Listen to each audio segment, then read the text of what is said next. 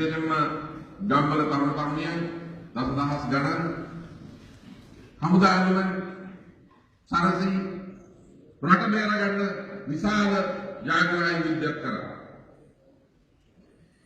ඕන් ජයග්‍රහණය කළ දුන්නු රට උණුසුම් යුද්ධයකින් ජයග්‍රහණය කළ දුන්නු රට අද සීතල යුද්ධයකින් අපට අනාගත පරම්පරාවලට අහිමි කරන විශාල ව්‍යාපෘතියක් ක්‍රියාත්මක වෙනවා. ඒ වගේ මොහොතක තමයි අපි අද ජීවත් වෙන්නේ. ඒ තරුණ තරුණීන් රුධිර පූජා ආපහු දිනාගත්තු එක්සේසත් කරපු රට සීතල යුද්ධයකින් ඔවුන්ට අපට අහිමි කරමින් ඉන්නේ ව්‍යාපෘතියේ විස්තර දැනගන්න අද උදේ සන්ඩේ ටයිම්ස් පත්තරේ කියවුවොත් ඇති. රටේ ජනතාවට වහඟු කරන දේවල් ඉංග්‍රීසි පුවත්පත්වල සාමාන්‍යයෙන් තියෙනවා. අද උදේ මේ පුවත්පත කියවුවොත් මැද පිටුවේ දේශපාලන දෙකේ තියෙනවා Lanka India finalise MOU for mega development projects කියලා. ඒකේ තියෙන්නේ තිරුකුණාමලේ වරාය තමිලුමාත් සංවර්ධනය කරන්න තෙල් ටැංකි බාර දෙන්න ඉන්දියාවට පාරවල් ඉන්දියාවත් එක්ක එක්කවලා ඉන්දියාවට හදන්න දෙන්නේ මන්නාරම යාපනයේ මන්නාරම තිරුකුණාමලේ සහ තව නොයෙකුත් විශාල ව්‍යාපෘති ඉන්දියාවට දෙන්න දැනට අවබෝධතා ගිවිසුමක් සකස් කරලා තියෙනවා. ඒ අවබෝධතා ගිවිසුම එකගත් වෙලා තියෙනවා අගමැති රනිල් වික්‍රමසිංහ සභාපතිත්වයෙන් දරන කැබිනට් කමිටි ඔෆ් ඉකොනොමික් මැනේජ්මන්ට් කියන ආයතනය. තාම මේක සම්මත වෙලා නැහැ. නමුත් එතුමාගේ කමිටුව මේක සහයෝගය දීලා තියෙනවා. මිත්‍රකරුනි, අපේ දේශපාලන සතුරෙකු වූ ජනාධිපති ජයා ජයවර්ධන පවා මේ වගේ දෙයක් කරන්නේ නැහැ. ඉන්දියානු හමුදාවේ 70000ක බලපෑම තියෙද්දි ඉන්දු ලංකා ගිවිසුම අත්සන් කරද්දී ඒ ගිවිසුමේ අමුණු වල එතුමා එකඟ වුණේ එකම දෙයකට පමණයි. මොකක්ද? තිරුකුණාමලය ඉන්දියාවට අනුකූල මූලෝපායක වැදගත්කමක් තියෙන නිසා අසල්වැසි අර්ධද්වීප හැටියට ඉන්දියාවට සතුරු වෙන කිසි කෙනෙකුට ඒ තිරුකුණාමලයේ තෙල් ටැංකි පාවිච්චි කරන්නේ තිරුකුණාමලයේ වරාය පාවිච්චි කරන්නේ ඉඳ දෙන්නේ නැහැ. එච්චරයි. තිරුකුණාමලයේ තෙල් ටැංකි වරායයි එතන පාරවල් ටිකයි ඉන්දියාවට දෙනවා. ඉන්දියාවත් එක්ක එක්කවලා සංවර්ධනය කරනවා කියලා ජයජයවර්ධන කිව්වේ නැහැ. අයි එතුමා දැනගත්තා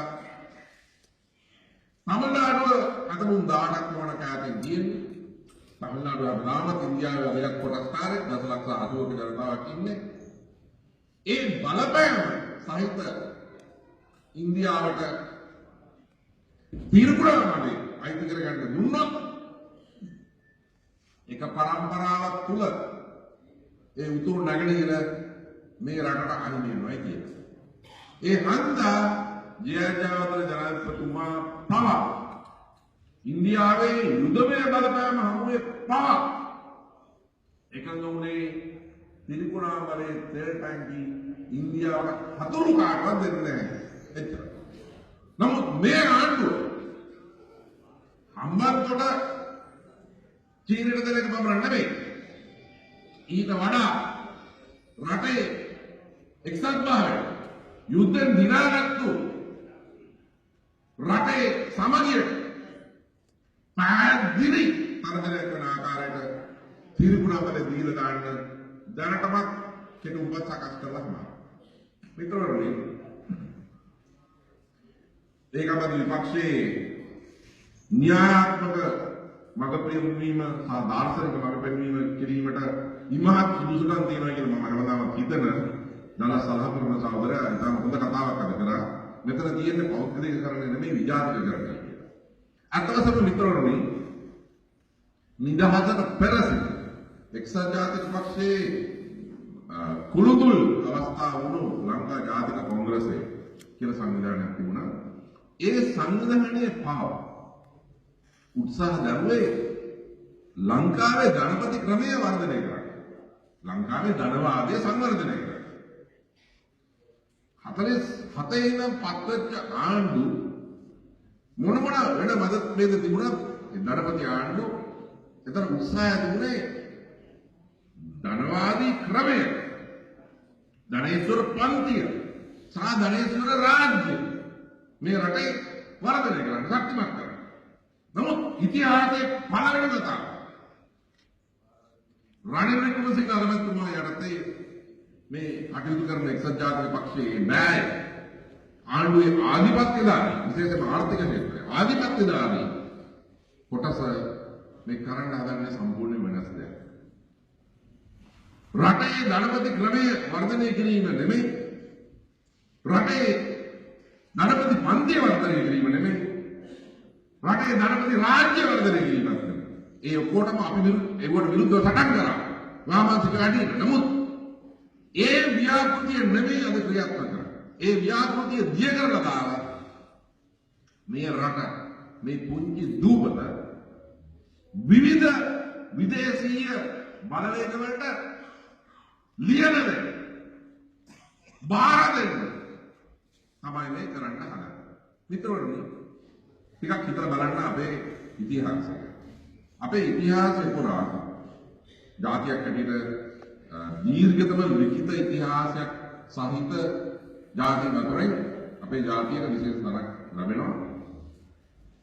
ඒ දීර්ඝ ලිඛිත ඉතිහාසය බලනකොට අපට පේනවා අපේ විනාශය අත්තුණු දිශාවක් දෙකක් තියෙනවා. එකක් අපට වඩා උතුරේ ඒ අන්දද්වීපයේ විශේෂම දකුණු ඉන්දියාවේ තිබුණු ආක්‍රමණ. ඒ හන්දා අපේ තිබුණු ඒ වාරි මාර්ග පදනම් වෙච්ච ශිෂ්ටාචාර වලට පසුබහින්න උනා. ඒ එක දිශාවක්. අනෙක අපේ පිහිටීම නිසා බටහිර අගරාජ්‍යවාදීන් අධිවෙච්ච ආක්‍රමණ.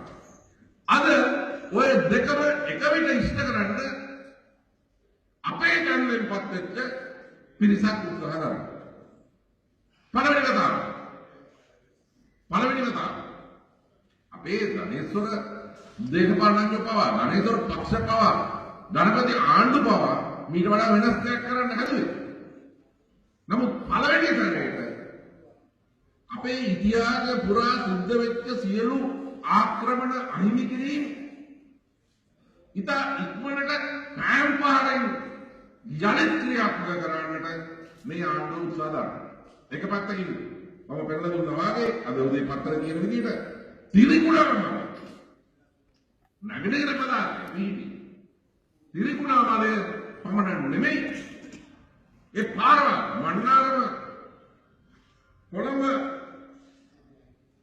මන්නාරම තිරිකුණාමලේ මහා පාරවල් ඉන්දියාවට කියලා නිර්මාණය කරන්න උත්සාහ කරනවා. ඉතින් ඒ වගේ විශාල ඉඩකඩක් ඉන්දියාවට ඒ පළාත දුන්නට පස්සේ මුංගේ රටේ ප්‍රාන්තයක පිරිස කතා කරන භාෂාව කතා කරන ජනතාව ඉන්න තැනක වෙනම රාජ්‍යයක් බිහිවීමේ ව්‍යාපෘතියට අනිවාර්යයෙන්ම සහයෝගය දෙන තත්ත්වයක් ඇති වෙනවා. මේ දැනට පවතින මෝඩි ආණ්ඩුව යටතේ නැත්නම් වෙන කාර්යයක් කරනවා.